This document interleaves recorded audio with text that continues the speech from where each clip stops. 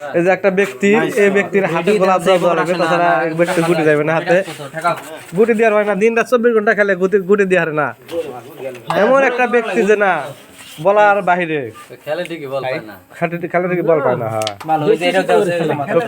শক্তি কম, হাতে গোলাপ জল মাখালে তারপরে খেললে ভালো পারে। কাকা শটটা মিস করলে না, এটা ঠিক হয় নাই। আলাজ বিদ্যুতের গতিতে খেলতেছে,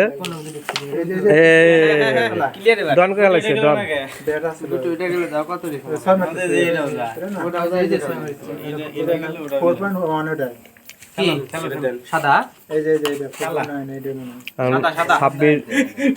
কালা খেলবো না সাদা খেলবো বুঝতে পারতেছে না।